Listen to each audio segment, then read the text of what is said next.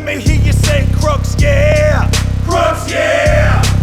Let me hear you say Crux, yeah. Crux, yeah. Crux, yeah podcast. Crux, yeah podcast. What's up, everybody? Just like I told you last week that I would be back in action with guests, and here I am, man. You are catching both of these guys. Years from now, you might not know who the hell I am. But these guys right now, I don't know how long it's going to take. I don't know if it's going to take a couple years or 5 years or 10 years. But these guys are young right now, but they're going to be definitely some of the most famous comedians down the road. And you're going to be looking this up on YouTube or whatever platform is around, if it's still YouTube or whatever's big after that. And you're going to see Hakeem, Yusuf, and Dan Gilbert right here, man. And you're going to be like, dude, who's that fucking other guy that had him on his podcast? That guy was lucky. You're going to see all the comments like, man, I can't believe they did this fucking dumbasses podcast in the room in his house. Look at this. He didn't even have any shit on his shelves. This guy sucks. What was it, Halloween when you recorded this? What kind of dumb holiday? Yeah, man. Thanks for coming down, guys. Oh, no problem. Awesome, that was man. the most flattering intro I think we both have. Hell yeah, man. It's no Holocaust retarded, but it'll do. I'm lucky, man. I'm catching both of you at the beginning. It was very nice. Yeah, man, of course, dude. Hell yeah, man. Well, it's kind of funny, man, because I'm like, I'm getting into this like way later in life, did a bunch of other stuff in life, music and all this shit beforehand. But you guys are, the young guys getting into this. We all work. Well, I used to work, but you guys still work, and we all worked the door together at Hyenas Fort Worth. And yeah, man. Only at the door podcast. Yeah, only at the door. Yeah, literally. Only Door Guy podcast right now. But and Door alumni. Yeah. But yeah, man, it's fucking cool, man. I mean, you guys, this is before, man. This is before I'm getting a deep cut right here. This is before either of them, moved to New York. We're still in Dallas Fort Worth area. It's before they're on fucking SNL or have a big Comedy Central special or have their own big specials or whatever, dude. It's gonna happen for both these guys. Just a matter of how long it's gonna take. Listen, I still have a big dick. All right. I don't know about Hakeem, but I still got that going for me. Okay. Let that I be still known. have to grow into mine. That's the. Let that be known on record right here, dude.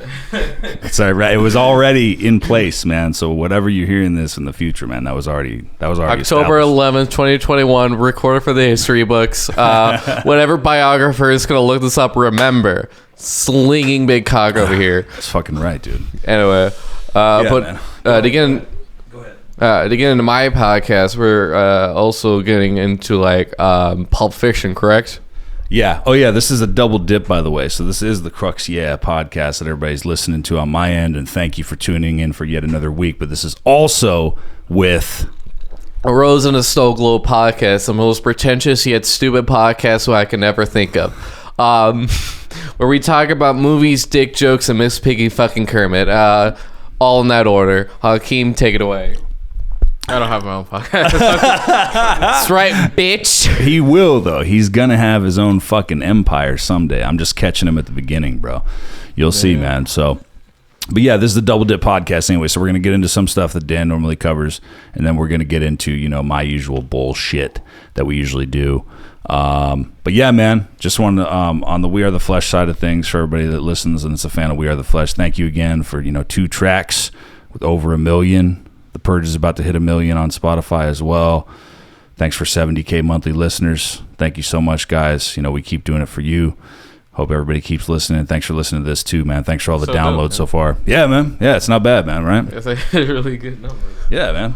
Thank God I didn't whip out my penis for nothing. For those audio listeners, it's all out and wrecked, and those video listeners, we edited it out. Yeah, we edited it out.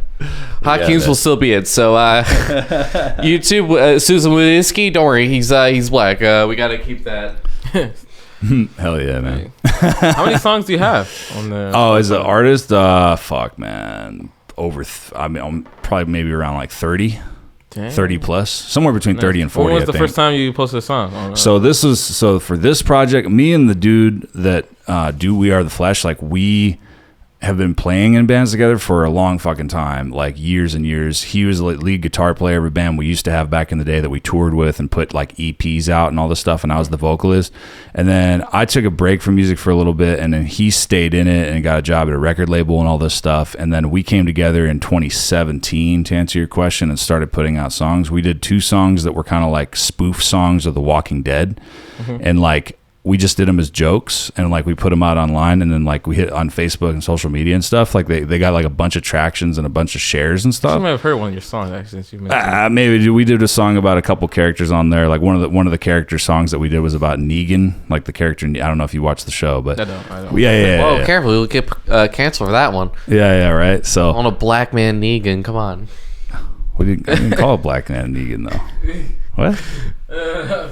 Just continue what you're talking about. let me tell the fucking jokes. All right. Completely disconnected. It's all good, man. But yeah, anyway, we did a song about that character, and we just did it for fun. We just did it as a joke. We did 2 songs about The Walking Dead, and then like we got a bunch of fans from it on social media, and they were like, "You guys should keep doing songs." So then we did a couple other ones. We did a song about The Purge, and that got really popular for the level that we were at and stuff. And then we just kept going, and we kept developing it and all this shit. But yeah, it's cool. It's it is what it is, man. We got some fans, and we're really thankful for that. Are you also signed to the label with that guy? Label with what guy? The guy you made the zombie songs with. Oh yeah, so Rob Zombie? No, not Rob Zombie. we had a record deal with a label that was run by this guy who has a band called Attila, which is like they're a pretty big band. But long story short, man, we had a deal with them, and they tried to screw us over, and we spent a year in court, and we sued them. We ended up winning though, but we legally took thousands of dollars from their bank account and put it into ours. We had a judgment and everything, order from the judge. Their account was with Bank of America. We subpoenaed Bank of America and said, "Hey, this account, like, we have a judgment. We won the case. Here's the signed order from the judge. We get to legally take $6,000 out of this person's bank account. Here's the account number." And they did it. I feel like both of y'all's dicks grew like 3 inches that day walking to the thing, just like boom, baby. Oh, dude, yeah, I took a picture of it and everything, dude. I really felt like, so the manager of that band and that guy and the manager of the label, he wore all those hats at once. That guy, the last email when we were trying to solve it out of court, we're like, "Hey man, you owe us all this money, dude. You guys didn't do your end of the deal. We gave you our material. And, you're going to give us all this money for this budget, for our advance and for marketing." And then he's like, "Yeah, you won't get any compensation from me." I didn't do it because I don't know. I just didn't want to, I felt like they already got their bank account jacked. Like, the evidence was enough. So I didn't want to do this, but what I really felt like doing, but I didn't, was like replying to that email with a picture of the check. You know what I mean? The money's not coming from me. Yeah, I already did. Yeah. But I mean, dude, it was very because dude, their bank account was frozen for like fucking almost 2 weeks. Dang. So it's they were aware of what was going on. You know what I'm saying? So I felt like that was enough. Yeah, you're $6,000 short. I didn't even need to say anything. Well, plus and even that, they couldn't access the other money they had because the shit was frozen. While we legally jacked it out of their account was frozen. So the money that they had in there, besides the money we were taking, they couldn't do anything with for like 10 days. So they Earl Campbelled? They tried to Earl Campbell, but then we re-Earl Campbelled. Yeah. Hell yeah. Earling the Earl to Earl. Oh, man. Yeah, dude. If you don't know what that's unfortunate. Yeah, you got to catch people up. Should we talk about the context with the actual guy who got screwed over by the one and only? You can. Yeah, we can. Yeah. I don't. Fucking tell it, you whore. You audio whore. It's up to you, bro. We can. It's up to you. Jeez. There was a comedian. All right, on behalf of my client, all right, she's a little too nervous to talk about it, but essentially what had happened was, so this guy came over from, I want to say like California or Arizona, somewhere around the West. He was this... I think Earl's from here. Yeah. He actually lives... I know where he lives. He actually lives about 3 miles away from me. He lives right here. He lives in this town that I live in the so what you're Dallas-Fort Worth saying area. is that we got to get pitchfork pitchforks and tiki torches, and then bust down his door, and then just like, all right, listen. I mean, you guys can. I'm not doing that, but you guys can. So you're saying Just this make whole that known. podcast is an alibi? Yeah, exactly, right? Yeah. This guy, man, but long story short, man, this guy who was like, been doing comedy, you know, I mean, he did like comedy for like 3 months? I think, no, I mean, because he was around, he told me he was around pre-COVID. No, he was not. That's what he said. No, because I got on you're the right. scene during COVID, like at his peak. You would know better than me. And then I met him like months later. So I've only maybe he was doing comedy somewhere else, but not in Fort Worth. No, then he was lying. Then it wouldn't have been anywhere else. I've been doing it 3 years. Never seen that cat once. Not even until around the time that I started coming around. Yeah, until like the first time I ever saw him was like January. And I was just like, this guy's painfully unfunny because he took off his shirt, looked me dead in the eyes, and just like, you want to fuck me? You want to fuck me? And guess what? He fucked everyone else. So the joke's on him. Yeah, dude, seriously. But he actually had one like the funniest bits ever was like, don't give that guy credit. When he was like, the other bit that he had was like, he was smoking weed, and he said, like the guy like into conspiracies, like the government's a lie, everything is wrong, and then like it was so fucking Did you wild like that? Once I heard it. Yeah. And then now I just say it ironically because it's like he lied to us. Bro, that's what fucking horrible. Yeah, well, dude, that's what blows me away about that dude. Because if he was like a show promoter or anything like that, like years of dealing with the music business, like those guys usually always turn out to be shit, like a piece of shit or like dirt bags or whatever. So I could totally see that happen. It wouldn't surprise me if he wasn't a comic, you know. But he was like going to fucking 4 or 5 open mics a week. He was making friends with everybody. He was going to different shows of different comedians we know all around Texas and the area, like supporting.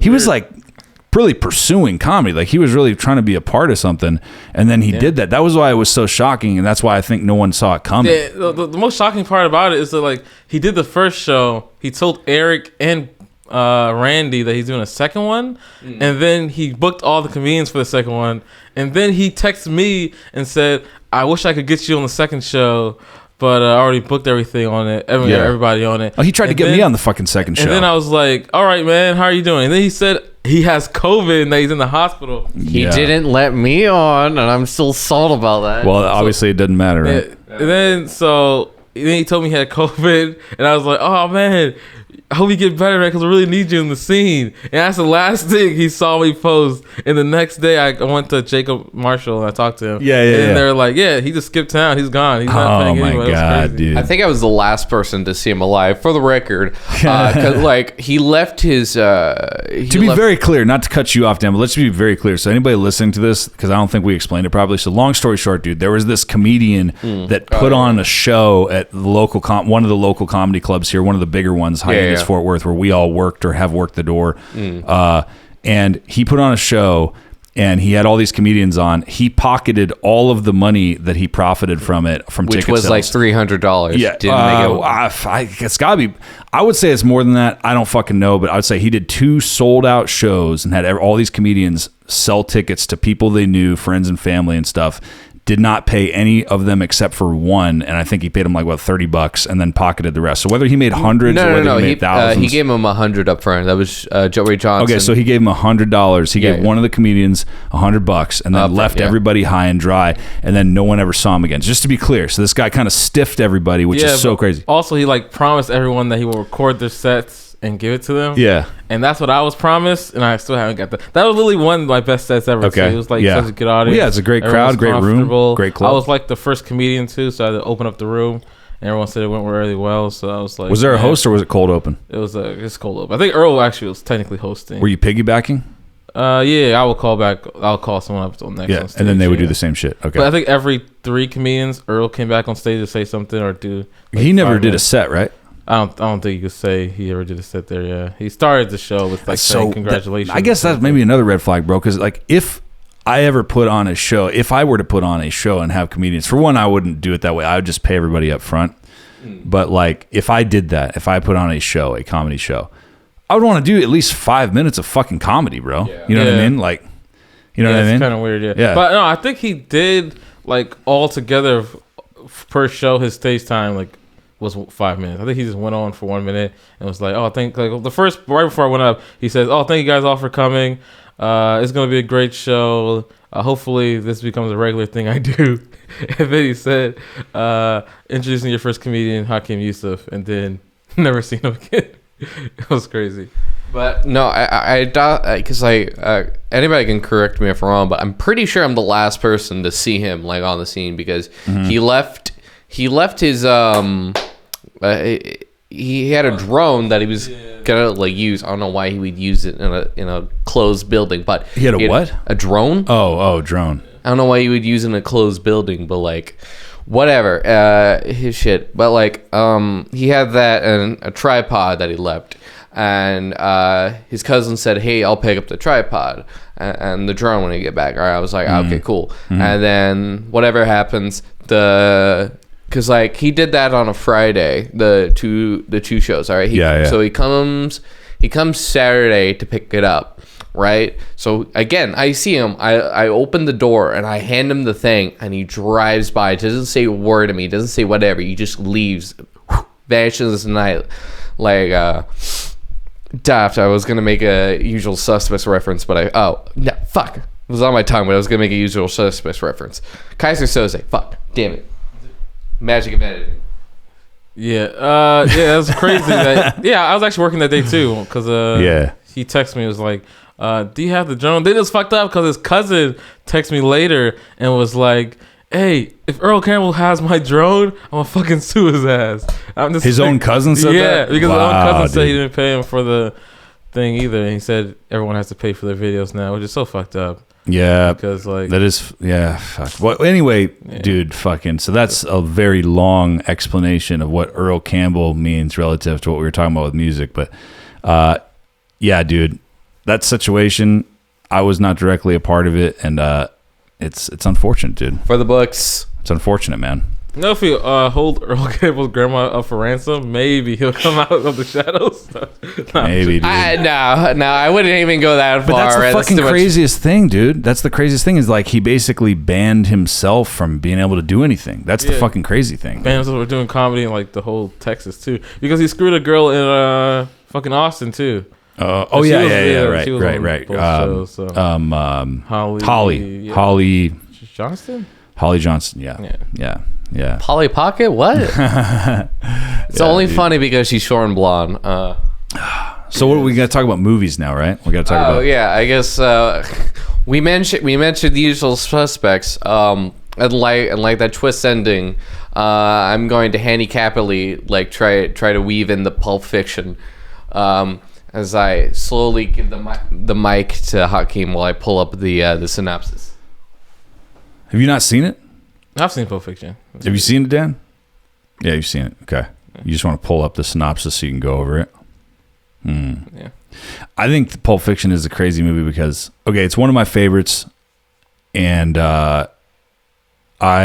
it's hard for me to pick a favorite movie, but if I have to give a one title answer like that, I would say that movie just because it's one of those very few movies where I can watch even as many times as I've seen it, I can still put it on and watch it. You know what I mean? And still enjoy it. A lot of movies is like maybe if I really like a movie a lot, I'll watch it once or maybe twice. You know what I mean? But rarely will I fucking watch a movie or like if it's on after I've seen it so many times, can I watch it? So that's one of those few movies for me. That's one. A movie like that is kind of like the whole Rush Hour trilogy and Men in Black 1 through 3 too. It feels like I do the same thing. But Pulp Fiction was really good too. Like while watching it, the first time I watched it halfway through, and my sisters were across the room. I was like, "Yo, guys, you guys gotta watch this," and they're like, "No, we don't want to watch it." Then they went to the bathroom and stuff, right? And I'm continually watching the movie, and the black guy just gets raped, and then I'm just like, "Yeah, you guys can't watch this movie." Because they're like 6 and 7 at the time, so I was just like, "Yeah, you guys don't watch this." Yeah, it's intense, dude. So, trying to get us away from child endangerment. So, Vincent Vega and Jules. I didn't know his last name was Winenfield. Yeah, you know, sometimes the right characters' last names, you don't know it. Yeah. Our hitmen and the Persian philosophers discussion in this ultra-hip multi-strand comedy movie. The storyline is interwoven with their boss, a gangster, Marcel Wallace. Does he look like a bitch? I think it's Marcellus Wallace. Yeah, that's what I said. His wife, Mia, struggling boxer Butch Coolidge and master fixer Winston Wolfe, and a nervous pair of armed robbers Bumpkin and Honey Bunny. See, but that's the thing. That's synopsis. Well, that's because I feel like it's a hard movie to describe, dude. Like, I feel like if you went off of what Pulp Fiction was, that's another thing. That's another reason why I think it's such a great movie, because it's one of those movies where if someone just described what it was about to you, it would just sound, you can't help but sounding like a fucking, like a retarded stoner. Yeah, like, it's like, what is it about? Like, oh, okay, so it's about these like two gangsters that work for this other guy, but there's also this boxer, and then there's like another guy that they meet, and then like a bunch of people die, and they go out and they do, but it's like the beginning is at the end, and the end is at the beginning, like and then there's like this pawn shop, right? Yeah. And this guy gets raped at a pawn shop, but at the same time there's a girl, and they go out for a date, and they go dancing, and then she tries heroin and overdoses on heroin. It's like, geez, what the fuck? How is there so many things happening in one movie? Yeah, and what do you mean the beginning's at the end and the middle is at the beginning? Like, and shit. How he cut it up and did it in the disorder way, like if he did it like straight how it happened, I think it would make no sense actually. Yeah. Because like first story should have been the boxer guy, right? And then from the boxer guy, actually he's in the middle because he kills the other dude. So the first story should have been the smoothie story. Spoiler alert. Well, it's been out for like fucking 50 years. So yeah. So first is that one, and then it goes into killing those kids and the college kids, and then cleaning off the clothes, and then it goes to the end of the movie, and then it should go to the boxer story because he's basically the last part. Yeah. It's weird, dude. Yeah, and that's not the first time he did that, because Reservoir Dogs was kind of that way too. There's a style, I forget, there's a name for that style, because he's not the first filmmaker. Quentin Tarantino's not the first filmmaker to do that style. Do you know the name of it? Or, well, I don't know the specific name, but the first middle guy at the end and the moving around of the parts. That's a thing. Oh, there's a name for it. It will come up to me sooner or later, but disjointed, like disorderly, something like that. But non-linear. It's non-linear. No, there's like a name. It's like a name. There's a name for it. I'm curious now. I'm gonna fucking look it up. Anyway, the only one I know is non-linear storytelling, but that was mainly started with Citizen Kane, because I will forever reference Citizen Kane in this podcast named after Citizen Kane as long as I live and breathe. Mm-hmm. But anyway. But no, I got you. All right, here's how you sum it up. You can even do it in like technically 5 words. All right, sex, drugs, and rock and roll. There you go. It's done. There you go. But anyway, because like that was pretty much the style of the time, because they were all trying to copy off Godard and the French New Wave film again, because they were all, and because it's weird, because like every like great directors kind of comes in like 20 years, because in the 50s he had the French New Wave, and then because like it started with the 40s with Citizen Kane, because again movies didn't start until Citizen Kane, and then you have Jerry Lewis trying to make whatever, and then Godard and all the French New Wave see Jerry Lewis, which is a very odd thing that we don't credit Jerry Lewis was basically creating modern cinema. But you know, to all the pretty ladies out there, yes. And then they all made these weird experimental films because they finally got like 16 millimeter cameras, and they just went to town. And then after that, all of the Rat Pack, which was Spielberg, Francis Ford Coppola, George Lucas before George Lucas made Star Wars, and then Brian De Palma, and then they all just kind of just made things, and then Quentin Tarantino will come up him. What was I talking about? All right, nonlinear storytelling. So yeah, Jesus Christ, fucking biography over here. This is the reason I have this podcast, because I know my shit. Do you agree with that? Do you agree with that, Hakeem? He knows what he's talking about? Yeah. Nah, not all the way, dude. He said WandaVision was the best Marvel TV show, right?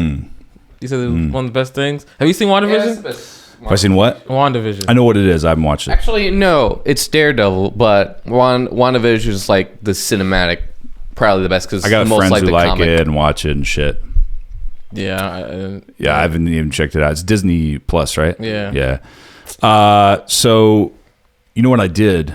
Switching back to the fucking comedy thing, I did I don't know if they're gonna keep having it. I think they will, but it was the first week they did it last Friday. The Keller, the open mic in Keller. Hey, the Steam Brewer. Fucking what was it called? Shannon Brewery. That was cool, man. It was cool. It was it's like in this little separate room. They have doors, so it's not like loud. You know what I mean? Like the noise from like the bar area doesn't bother you.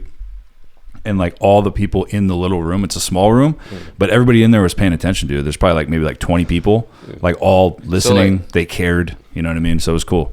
So like it's like an actual like room separate from the bar, right? Yeah, it's weird. Like there are windows on the doors, and there are other windows. You been to Will Call? No. Okay, so that sounds is that similar? Like, yeah, it sounds like that. So it's like a bar here. Are there people Will Call? Yeah. It kind of mixes in. It's like so people get drunk at the bar and they walk into the showroom by accident or on purpose. They sit down and they watch for like 5 minutes, then they complain, then they leave. So this was different because these people. It's the opposite of hat tricks. Well, they were excited, right? They were excited because it was, now granted, it was the first one, so I don't know if it's going to dwindle down over time. Hopefully it stays up if they keep doing it. But it was cool because like the people were there, they were excited about it, they were listening, they stayed for everybody. It's like, let me see, people that we know. It was like me, JP, Jacob, Sean.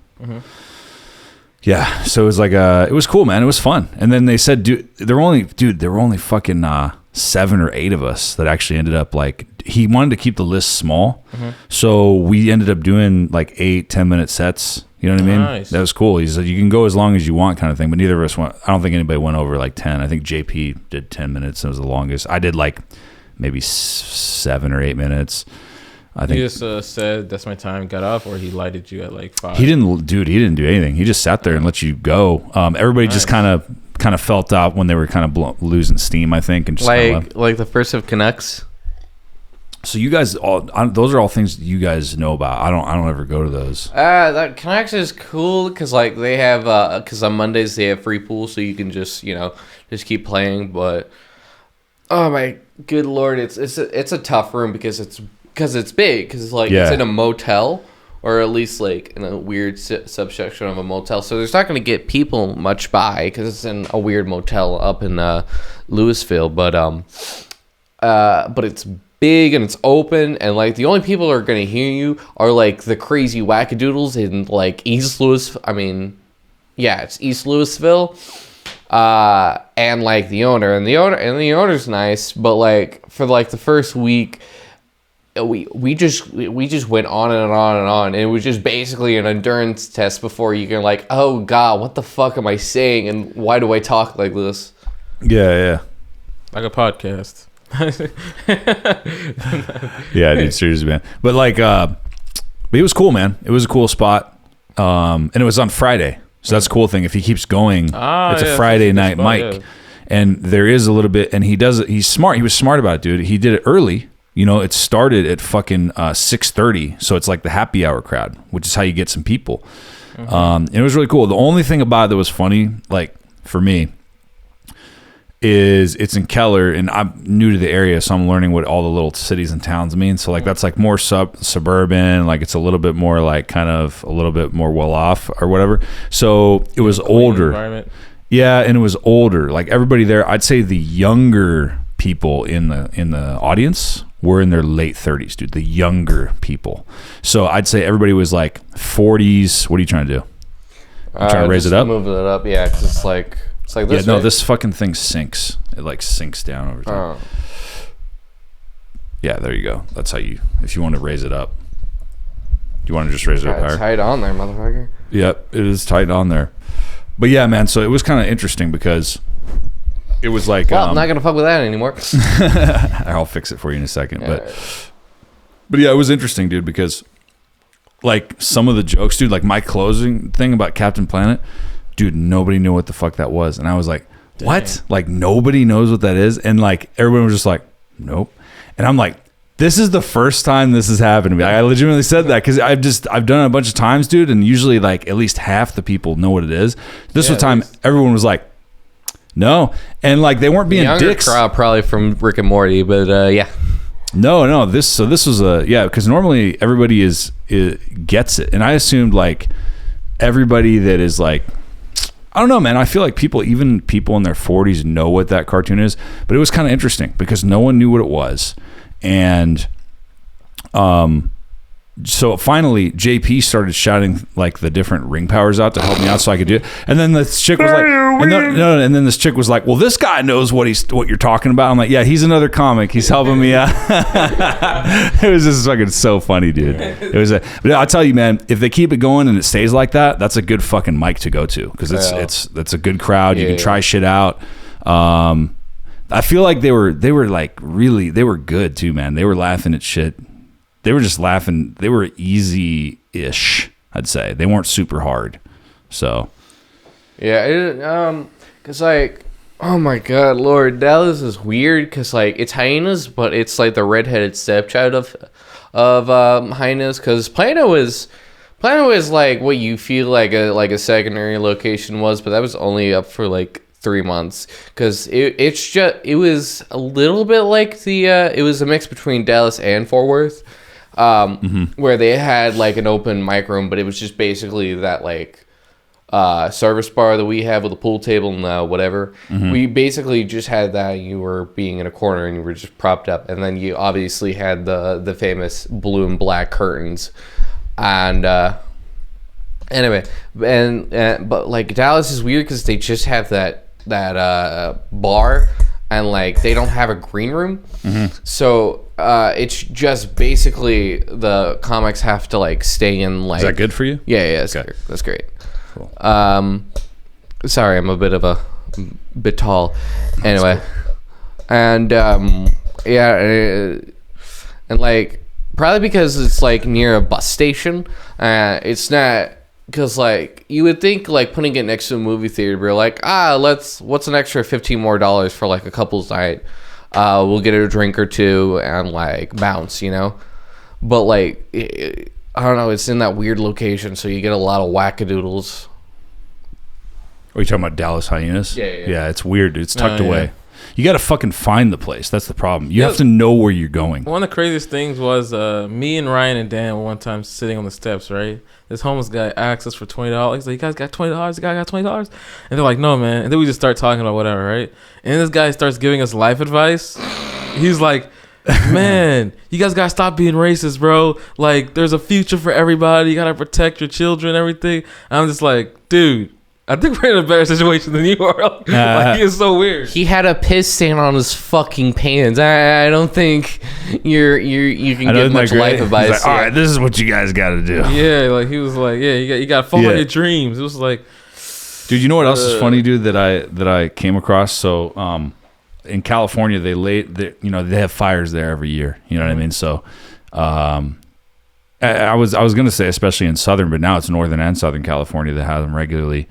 With climate change or whatever the fuck. Anyway, they laid off. They're usually always reveal short parties. They're usually always short on firefighters anyway, right? Because everything's so high demand. There's more and more fires every year. But then on top of that, they laid a bunch of firefighters off because they weren't vaccinated. Because they have the state mandate in place where like anybody that's a government employee, if you're not vaccinated, you can't work. So if you're not vaccinated or if you refuse to get vaccinated, can't prove you're vaccinated, then you get laid off. So dude, they laid off all these firefighters. I feel it's like, what's the point of that? Because you know what I was thinking about? Like, if you're in a fire, right? Because what's the reason you would have a fire? Oh, because if they're around civilians that they need to rescue or civilians they come in contact with, if they have COVID, they could give them COVID, right? So, like, if you're in a burning fucking building and a firefighter comes up to you and is trying to save you, I don't think anyone's going to be like, wait a minute, hold on. Yeah. Let me see your vaccination card. I don't even think they'll be like, I wouldn't even care if I was, like, saved from a fucking zombie. Like, yeah, dude. I'm out in a fire. I'm in a fire. I'm in a fucking fire. Yeah, that's, like I the can't move. thing ever, dude. Yeah, no one's going to go, I'll take my chances in this fucking burning and they're already building. wearing a mask anyway, like, all the time. Right, especially if they're there, yeah. Covered. Yeah. Like, some people, Master Wayne, just want to watch the world burn. What? Some people, Master Wayne, just want to watch the world burn. Oh, is that like that was like, what? Who was that saying that about the Joker? That's Alfred Pennyworth.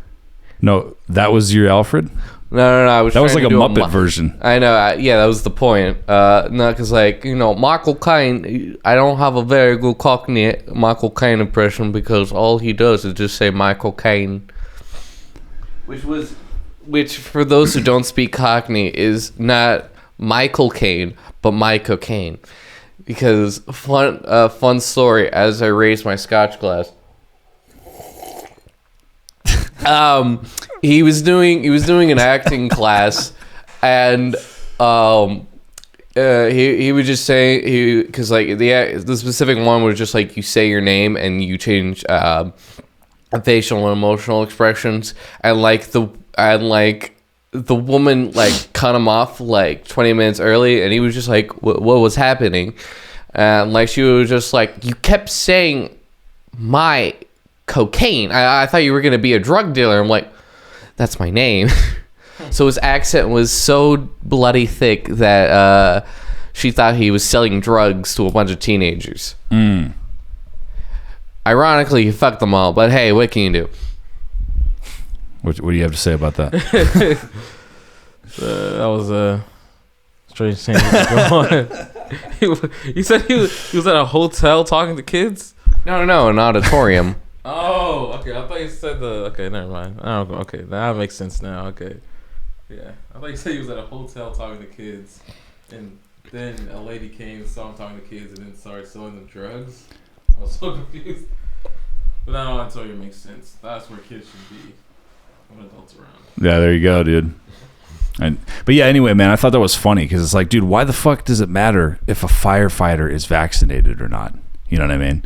Because it's like what. Like the whole point is it's getting carried away because it's like it's not even about what that could mean. You know what I'm saying? Because if you're in a situation where someone's not vaccinated and it could be dangerous, like I understand. Oh, well, that could make sense because if you come in contact with somebody and they could have COVID, then you could give it to them. You're like hospital workers.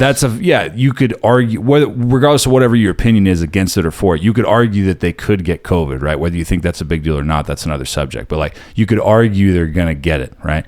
But if they're a firefighter, bro, like how often are they coming in contact with you? Like when they're working, you know what I mean? Maybe it's protect other firefighters, but even that, they're kind of... They all live in the same barracks anyway. So but see, that's my point. It's all adults. So the whole point of like... Just inject them with heroin and it'll all go away, all right? COVID isn't real. It's just something Joe Biden gave to give him great presidency. That's right, dude. That's right. So... It's true. But yeah, man, it's kind of like, what are you doing? Because you have to forget. It's easy to forget. You have to remember, everybody, none of these people are children. These are all adults. So you're making a decision if you want to get vaccinated or not. Jesus Christ, dude. You're making a decision if you want to get vaccinated or not. You know what I mean? So that's the problem. It's like, the risks involved. If you don't want to get vaccinated, then just don't fucking get vaccinated. If you want to get vaccinated, then get vaccinated. That's it. True. That's me. That's where I stand on it. Yeah, I kind of stand on I like Texas rules. Like you can get vaccinated, you can wear masks, do whatever you want. But like at work, I wear masks like all the time. That's not because I don't want to have COVID. This is I don't care about my coworkers to like want to show them my face. Yeah. Like, I just don't care. You just don't want to show. Yeah, I just want to be as little there as possible. So it's kind of like there's no real reason to enforce someone has to be vaccinated because it's not. Yeah, it's definitely laid back here, man. I'll tell you, coming from a state that's really locked down like California, dude. It's so much better here, like so much more relaxed. But I'm kind of on the side of kids in school should get vaccinated because that's kind of how it is anyway. Because kids in schools, they fucking share food, they make out with each other. Like kids give each other herpes sometimes. Like what kind of kids we talking, man? How old?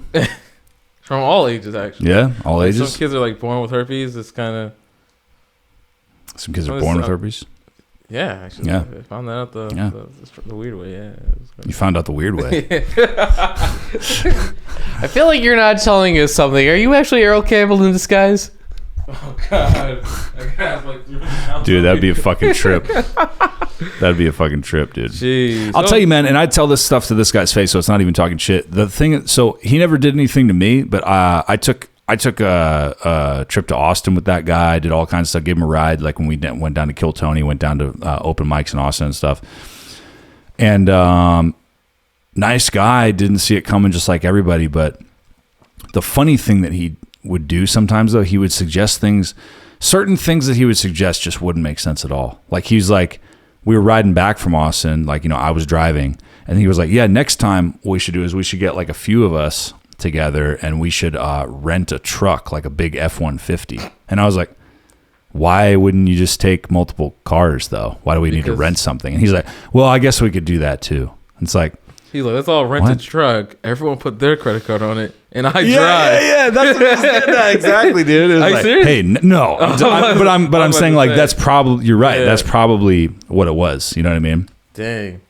He was like 10 steps ahead of everybody, though. Yeah. He's like, hey, how about next time you guys give me one of y'all's credit cards? I'll rent the truck. I promise. Give me the little magical numbers on the bag, your social security number. Give me the social, your zip code, the 3 digits on the back, all 16 digits of the digits on your card. Dang. Also, hand me that ID. I need a license real quick. Yeah. Fucking weird, dude. He was a unique character, man. He was a good guy in the beginning. He was a good guy. That's the thing, though. Like, I'm just like, he was like such a genuinely seemed like a good person. Like, he was cool. Yeah, he was a nice guy, man. To talk to. If he had like a good joke, he'll tell you. If you wanted to talk to him, he wasn't like snobby or anything. He's like, he's a comfortable dude. I wonder because I don't know if you heard that whole thing from Jacob or whoever, but the whole thing was, because I didn't hear it directly, was his cousin told him that it sounds like typical like Earl, like this is something he does. Yeah. Like this is something he'll like screw a bunch of people over or something and then dip out or whatever. That's what he said he did when he was in the music business, actually. Okay, so check this out, dude. I was just gonna say, maybe he just like picks a fucking hobby like every quarter of the year and like gets into it and infiltrate. Like, what's up next? We go to a bowling alley. He's part of a league. He's got his bowling shirt on and shit, and he's like, yeah, I really like bowling. I'd really like to get good at it. And like, he's like, I'm gonna throw on a bowling showcase. Jesus like, what's next? Yeah. A tournament. Tournament. Yeah. He's gonna put a tournament. Everyone puts $50 in. Yeah. Damn, I'll bring your fucking 10 best friends. Y'all play bowling. Earl's gone. Like, he took the money and dipped. Yeah, dude. And the bowling alley's like, hey guys, you guys paid for a whole bunch of. You guys have bowled for a long time. Are you guys gonna pay for this? He's like, oh yeah, Earl got it. He's like already in California. Yeah. Teaching people how to make clay pots. Yeah. That's like his next hobby. He's like a serial fucking hobby hustler. Fucking pottery, bowling, ping pong. Dang. Yeah, dude. Crazy. I wonder if he's already moved on to his next hobby. Make sure that's close to you guys when you talk. The next thing is you're going to see him is on American Idol. So, guys, this is for my last song. Yeah, right? So. Jeez. Wait, what did he sound like? He was just like, so for my last show. No, that's way too articulate, bro. He was like, so for my last song. He did not have that thick of an accent, though. Yeah, it was, bro. Oh. Yeah, it was. Well, I didn't have many conversations. It wasn't super thick, but it was there. As somebody who's not from here, I can tell you it was there. It was for sure there. Like, you guys don't really have any at all. Yeah, not from here. Right, but I'm saying, as even you guys don't have an accent of anybody from anywhere. Like, I couldn't tell you have a Maryland accent or whatever. No, you sound like you could be from anywhere, dude. You're very non-regional. Have you talked to a lot of people from DC and stuff? Yeah, in Boston, not Boston, but Baltimore. When I was just in Baltimore for that comedy competition, I told you, bro, they have that weird accent there. Baltimore people, they have a weird. You know why, bro? Because I think it's a combination of East Coast, but it's also a little bit South. So I think it's like Southern mixed with like the East Coast. But sometimes I was watching like videos of gangs in Baltimore. So like, sometimes they sound kind of British a little bit, like certain phrases they say. Like, it was really weird. It is weird, dude. Their accent is just fucked up. It's a weird accent. The comedians, bro. The comedians there had the accent. Really? Yeah. Jeez. A few of them. That's the worst thing. Well, that's because, like, a Southern accent's just a slower down version of a British accent. I feel like I've talked about this on my podcast, but yeah, I took a linguistics class, so I know. A linguistics? Yes. This is how you pronounce it. But yeah, I took a linguistics class, and... yeah, because like usually I can like tell by like ear what someone's accent probably has. Like, you definitely have a Californian accent because like you have those like pitch A's, retarded things. Yes. Yeah. Yeah. I didn't want to say it out loud. I say like too because we all say like. Yeah, it sounds like kind of retarded and like you're trying to take our freedoms. Yeah. Yeah, I and complain I have about to that. edit out all those R words. That's lovely. But that fucking Baltimore is very similar to Philly. Like it's like that fucking weird. Like I was saying, like, dude, the chick was the chick for the fucking airline when I was flying back. She was super Baltimore, man. She was like, anybody that boards in time, I'll go and buy you a soda. Yeah, I was like, it's like oh that- my god, That weird West it's so Virginia weird. thing. I actually kind of like that it was 'cause it- spot on, by the way. Yeah, it's not bad, not Yeah. bad, right? It's I don't dislike it though because it's so like strange and unique to me. You know what I mean? Yeah. Like I listen to fucking Shane Gillis podcasts all the time, Matt and Shane's Secret podcast. You know, and all those dudes are Philly dudes, and they sound very similar. You know what I mean? It's, Sean Gillis sounds very Philly, actually. Yeah. Sounds kind of like my aunt, actually. Sounds kind of like that sometimes when she's angry. Like, Yeah. her accent comes out when she's angry all the time. Where do you think I'm from? Are you asking me? Yes. I thought you were doing a character. Like, where do you think I am from? Fucking. Yes, Paris, Well, you said Texas, you already nice kind meeting of. you. But you What? said you moved around a lot, though, right? Yeah. Like a military family or something. Yeah, because like he knows, like whenever I go ask, because like the reason I talk like this is because I had to change it for theater, because Yeah. because like he knows, like if I have to like order something, like it comes, my accent comes straight out, because I grew up like specifically on on a farm, and like this is how I normally talk, but like since Yeah. I had to do like But you can put it theater- away. yeah, I have to like pull it down, like because like even if I go to a drive-thru, it comes right back. If I talk to one of my parents on the phone, it comes right back. My sister, whatever. But yeah, I normally take that out because I don't know if you know about the comedy business. You really have to articulate. And You have to, yeah. John L. Brown. he sounds Who's been on the like podcast, dude? Who's been on the podcast? he fucking sounds like someone. If English was my second language, I feel like that's what it would be translating through my head. Let me rephrase this, dude. John Brown sounds like no one else. If you listen He to him, genuinely doesn't. yeah, like if you hear him, dude, as the bigger he gets over time, I hope he fucking blows up. He's a really cool guy. He's been on the podcast Awesome before. dude, like- Awesome dude. I've never heard one person say one bad thing Have you been about on him. this podcast? I have. Well, we did it. No, because we did it at his house because I didn't have the shit set up at the time. So no, I have not done No End in Sight, but I did it where he does it. You know what I mean? Because like we just did it there, and he sent me the audio file. But Crazy, weird voice accent. And yeah, everything. you won't. He sounds like no one else, dude. like like he's like it's like an like this, but like I was like also like He's just all over the But place. it's like dude. so it's so like the fact that you can sometimes pick out what he's saying, I just feel like a genius sometimes. Yeah, I'm just yeah, like yeah. I know what you're talking about, bro. Yeah. Like, am I a god? Like, It's fucking unique. It's crazy. It's unique, dude. It's a little bit hard to decipher sometimes, but it's unique. He says he's Cajun, but like I've never like Cajuns. They sound like country bumpkins if France took over, but like he just sounds like he doesn't know what words actually are half the time. Yeah, I feel like it's, the longer you talk to him, because I spent an hour doing a podcast with him, the longer you talk to him, the more straightforward the speech pattern becomes. Like he starts just kind of getting conversational. I don't know if it's just like an excitement thing or he gets it, but yeah, it's definitely fucking unique, and it's for sure him. Yeah, and It he suits him. his stand up he sounds very clear too, or clearer than when we talk to him regularly. Right. And one of his best jokes is the one where he's like, "You're not my real stepdad." Yeah. And it's like everyone understands what he's saying when he says that, and it's like I don't know how he can like clearly talk on the mic and then like weird accent when he's talking regularly. It's kind of. You're right though. You're right though, Dan. That you have to fucking you got to make sure like whatever you think is a good like speed and mode to deliver like a punchline or deliver your joke, like try doing it even more clear than you think it should be, because like you get like you really want to make sure people fucking understand what you're saying. That's something I've learned so far too.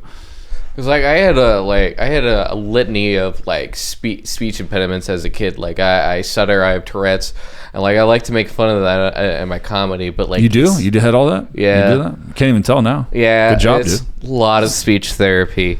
It's not easy. Yeah, no, it's really not. Fucking hell. Yeah, it's like I had to like I had to do. You ever seen the King's Speech? I know what it is. I've not watched it.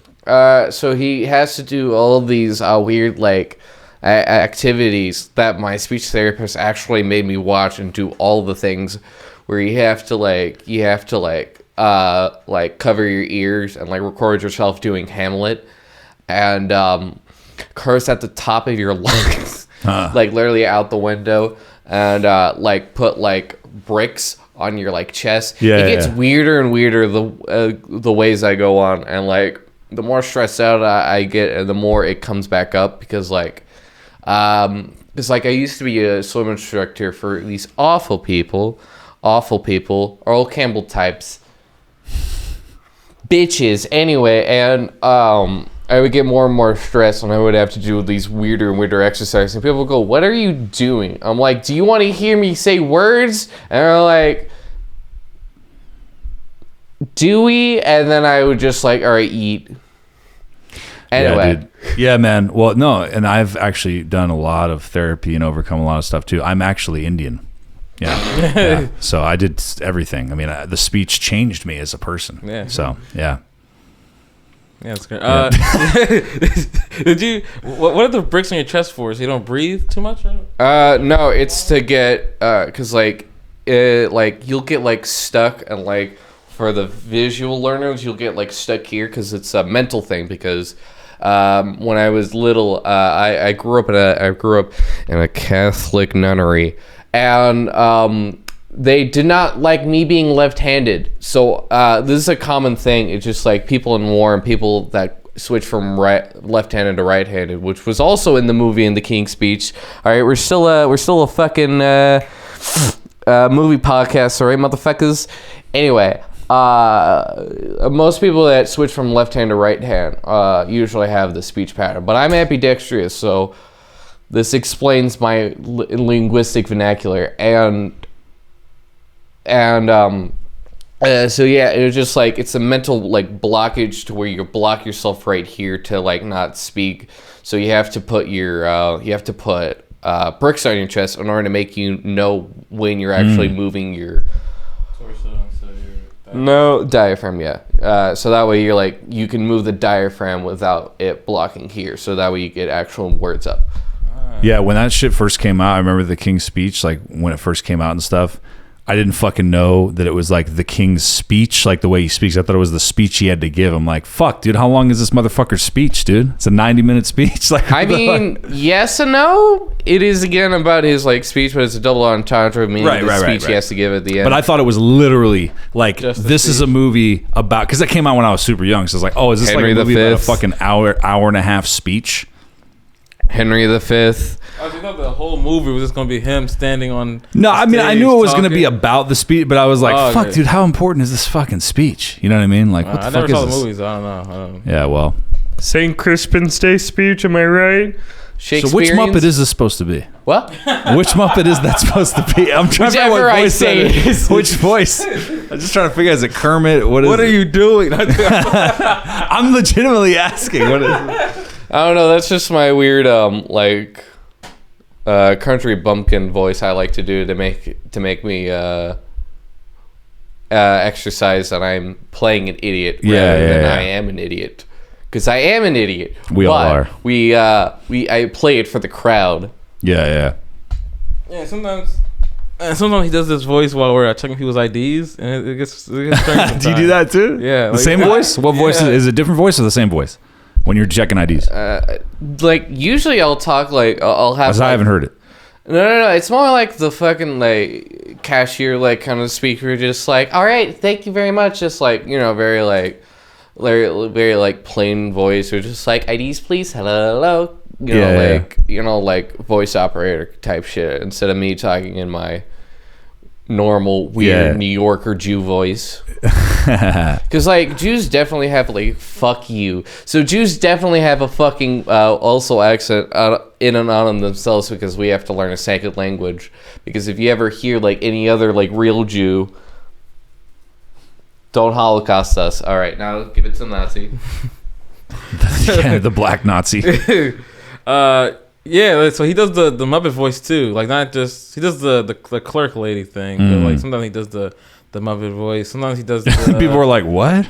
I think they are though. Like sometimes like like one thing he talks about when Eric, he's trying to tell people to go to Eric to give him the tickets. He's like, look out for a long lanky guy with a hump in his bag, and then he says it with the little like weird. I don't know how to do it. But you say it. Say it real quick. Go look for the weird lanky man with the hump.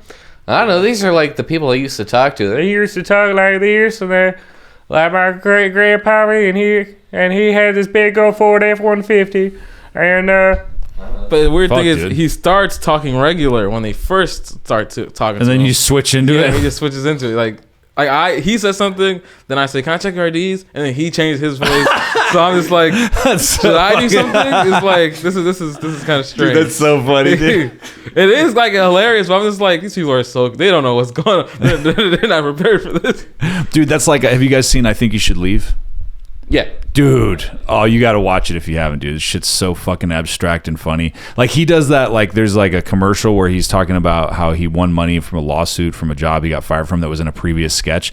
And he goes on through, you can tell it was probably like a B or a C take that they ended up, like, including into it in the edit. Yeah, like, when he's, like, fucking talking and then he's like, and then you got it, like, he just, like, fucking does it like he's been saying it a bunch of times. But, like, they fucking included it in there and it's so funny, dude. Because he just changes halfway through what he's saying. Yeah, it's because that show's weird because it's all him. Because like he even himself didn't want to be a cast man on SNL. He just wanted to write those weird sketches, but he would never get the weird sketches in. Yeah. So it's then amazing, finally he dude. got Corn Cob TV, and then just because they start off like so weird, and then you're like, oh yeah, this gets funny, and then you're like, this is weird again. It's pretty funny again. I call that weird little like. Are you waiting for a package? Fucking is there a bomb? just the Is there a truck's bomb loud gonna out go there. off? It's fucking Anyway. truck loud out there. I like to call this the weird pussy for 5 minutes, where I can't tell who did this, but like he just said the word pussy for 5 minutes straight, right? It's like this weird zone where if you do one thing, people will go, this is weird, and then they'll laugh at a pity, and then you keep doing it, and the third minute, all right, come on, like, what time is it? And then the fourth minute, like, Jesus Christ, we'll shoot up the place to get them the fuck off the stage, and then the fifth minute, they're rolling around laughing. Like, it's that weird thing where you just keep breaking them down. You can, like, get the core of what makes funny, and then just rip it out of their souls, fucking Mortal Kombat style, and shove it back into their face. Well, yeah, aside from that, that was a weird tangent. aside from that, I mean, to build on that, if I could. No, what's really funny, dude, is about the door. Like, forget the fucking voices. How about the chick that tried to flash us to get into Pauly Shore? And she didn't even think it was Pauly Shore. She thought it was Pauly D. Is that You missed Pauly that. D, the guy from Jersey Shore? She's like, look, they were kind of tipsy. It was these two girls. And then she was like, look, we really want to get in to see Pauly D. And we're like, okay. like, we'll see the titties and everything, but fuck off. Yeah, so she like first tried on me. I was like, no, dude, I'm good. I don't need to do that. I've seen plenty of that. Oh. And then like, so then she tries to, she's like, looks over at Dan. She's like, well, you're younger. Maybe you're interested. And he was just kind of like, yeah, it was interesting. And then I was just like, because I talk with my hands a lot. And she was just like, bro. And then I was just like, man, because like people keep like fucking telling me this as a weird character flaw. It's just like I call women things that you're apparently not supposed to call women, like man, dude, mate, shit like that. And people are like, why the fuck do you keep doing that? And I go, I'm not trying to fuck them at the moment. And she was just like, you can't just like pull your hand out while you're saying mate while I'm trying to flash you my titties. I'm like, only at the door. Yeah, it was interesting, Yeah. dude. It was that was funny. So then that didn't end up happening because we were like, dude, we can't even let you guys in anyway. We're like, we only have so much power. It's down there. And then the guy tried to pay me $100 to get in. Yeah, and I didn't want to do it because you know, $100 plus you pay a ticket, well, for one, I'm not doing it for the money. I was just doing it to get plugged in and meet people. And also, that was like my first weekend. Yeah, no, second, because the first one was Shane Gillis.